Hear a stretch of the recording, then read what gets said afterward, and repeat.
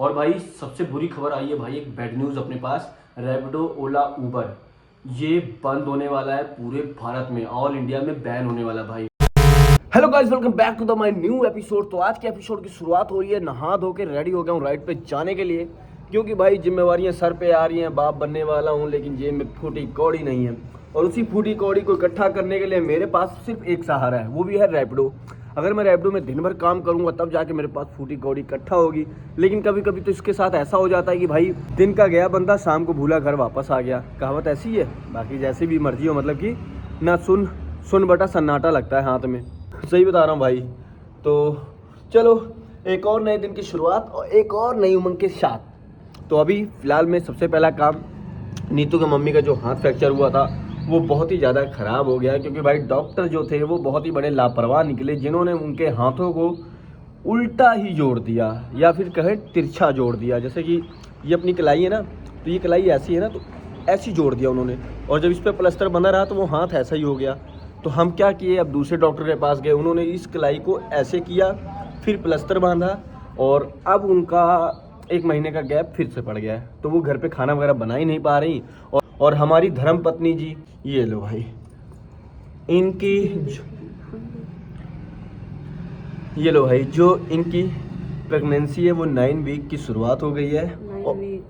ओ sorry भाई, पता नहीं लगता है ना यार, बाप बनने वाला हूँ, मुझे क्या जो बच्चा को अपने पेट में रखा है उसको पता लगता है ना क्या चीज़ है।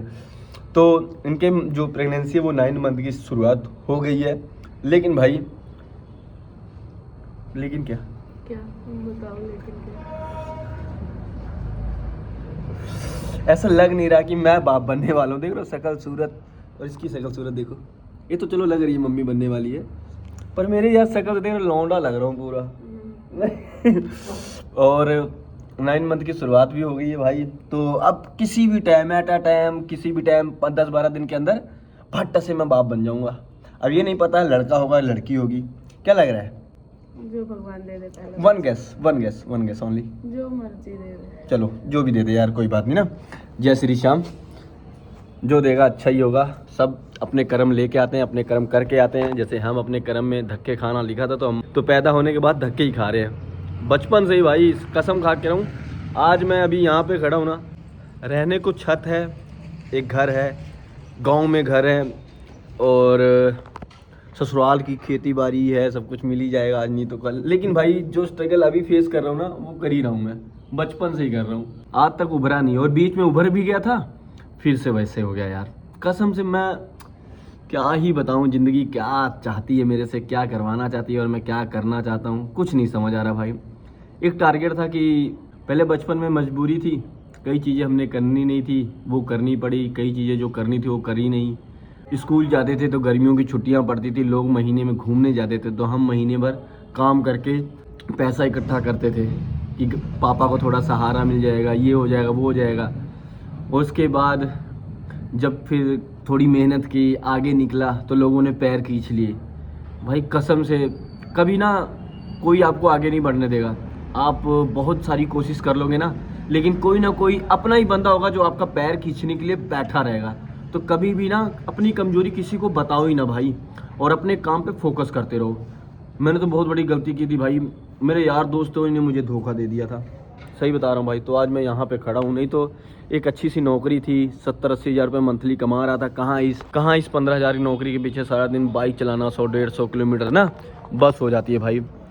नहीं तो एक टाइम वो आ गया था भाई, जहाँ 60 से 70 हज़ार रुपये मंथली में कमा रहा था। जो होनी होगी वो तो होगी, और जो मेरी किस्मत है वो तो मिलेगी भाई। जहाँ जितने दिन रोटी लिखी है बंदा उतने दिन खाएगा ही। बाकी अपनी black panther is here and I am ready. सबसे पहले नीतू को घर छोड़ते, फिर निकलते हैं काम के लिए। काम करके घर आ गया भाई, और आज भाई काम इतना डाउन था ना भाई, कुछ करने की बात नहीं। काम ही नहीं था भाई, कसम से सही बता रहा हूँ। मेरे को 400 रुपये कमाने में ना भाई 3:30 या 4 बज गए थे। और उसके बाद ट्रैफिक में फंस गया। घर आते आते सिर्फ 600 रुपये का काम हुआ है, जिसमें 200 रुपये का पेट्रोल डलवाना पड़ा। बहुत भाई, 8 से 9 घंटा काम करने के बाद इतनी बचत, मतलब बुरा हाल है भाई। और भाई सबसे बुरी खबर आई है भाई, एक बैड न्यूज़ अपने पास। रैपिडो, ओला, उबर ये बंद होने वाला है पूरे भारत में, ऑल इंडिया में बैन होने वाला भाई। और अभी लेटेस्ट कल की न्यूज़ में ना महाराष्ट्र गवर्नमेंट ने इसको बंद ही कर दिया। स्पेशल न्यूज़ आई है, ये देख लो, स्पेशल न्यूज़ है भाई ये। रैपिडो उबर ओला बैन इन महाराष्ट्र, मतलब कि भाई ऑल इंडिया में बैन होने वाला है।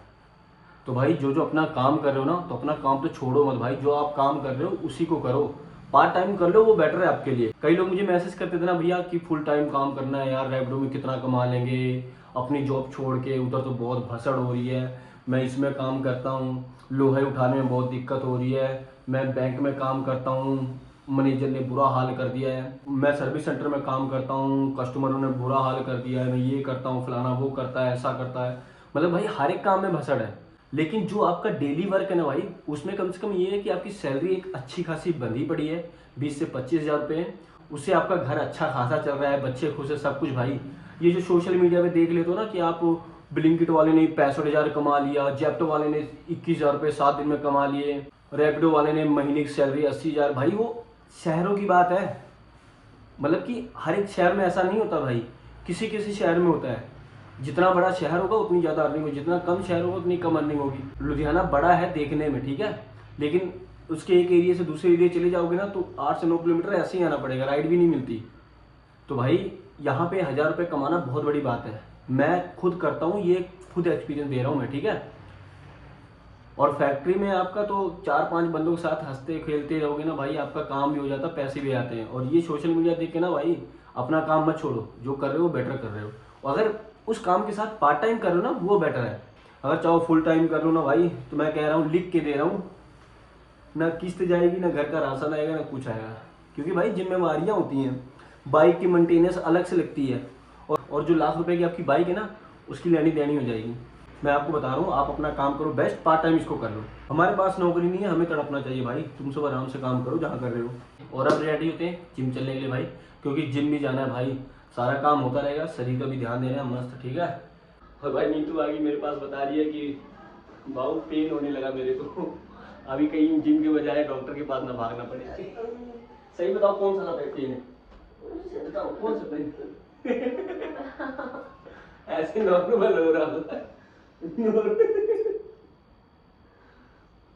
अच्छा पूरा पेन होगा ना तो मेरे को तुम मिलना वहां जिम में बाहर, ठीक है। भाई अब 9 मंथ स्टार्ट हो गया है, तो अब ये सब तो झेलना पड़ेगा बच्चे।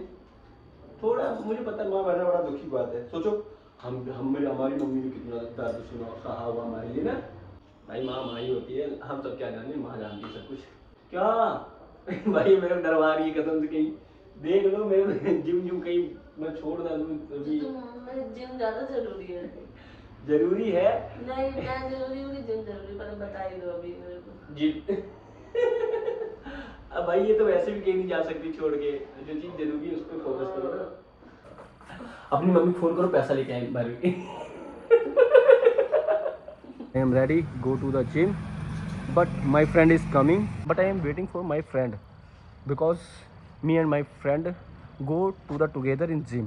भाई मज़ा तभी आता है जब अपना दोस्त अपने साथ हो ना, एक बंदा अपने साथ होना चाहिए, ऐसा दोस्त जिसको कि पता लगे भाई मैंने हाँ जिम करनी है मैंने भी, फिर मज़ा आता है। वो आ रहा है।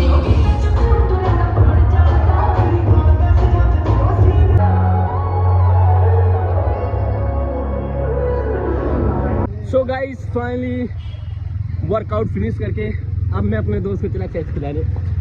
देख लो भाई, प्रेमानंद महाराज जी कहते हैं ना भाई, किसी का मांस खाने से शरीर नहीं बनती, जीता जाता उदाहरण मैं हूँ।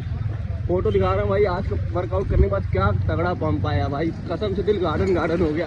कोई काम करो ना, जब रिजल्ट उसका अच्छा आता है ना भाई, तो दिल भी कहता है हाँ अब मज़ा आ रहा है। और अब ना धीरे धीरे मैं पूरी सीरीज ही स्टार्ट करूँगा जिम की, स्पेशल जिम में भी ब्लॉग बनेगा, किसी शर्म लिहाज तो करना ही नहीं है। अभी मैं ब्लॉगिंग कर रहा हूँ, कई लोग मेरे को देख रहे हैं, मुझे घंटा नहीं फर्क पड़ता भाई, क्योंकि कई लोग जो देख रहे हैं ना देख के चले जाएंगे, कोई कुछ नहीं कहता भाई। तो लो बात करते करते, तो भाई ये कबाब है। तो गाइस फाइनली भाई घर पहुँच गए हैं, और कई चीज़ें हैं जो लोगों को दिखानी नहीं चाहिए, नहीं तो भाई आप यूज़ करके आप भी बॉडी बना लोगे।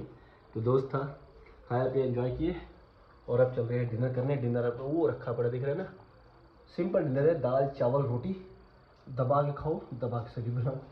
आज का दिन कुछ ऐसा रहा भाई, सारा दिन तो मेरा काम में निकल जाता है, लेकिन काम करके आता हूँ भाई दिहाड़ी नहीं लगती। ऊपर से घर वाले बोलते हैं भाई कसम से ना, बहुत कुछ बोलते हैं यार, पापा भाई कोई भी है, किसी का लड़का काम नहीं करेगा या ऐसे काम करेगा, क्या करूँ यार, मैंने ज़िंदगी में कुछ और सोचा था, कुछ और हो गया। चलो भाई, सैडनेस के साथ थोड़ा ना, क्योंकि भाई कई चीज़ होती है ना, कभी कभार घर वाले बोलते हैं, वो भी गलत नहीं बोलते ना, वो भी अपनी जगह सही है। बाकी थैंक यू फॉर वॉचिंग, देखते रहें मिथ लाइफ ब्लॉग्स, जो चल रहा है अच्छा हो रहा है। कल मिलता हूँ।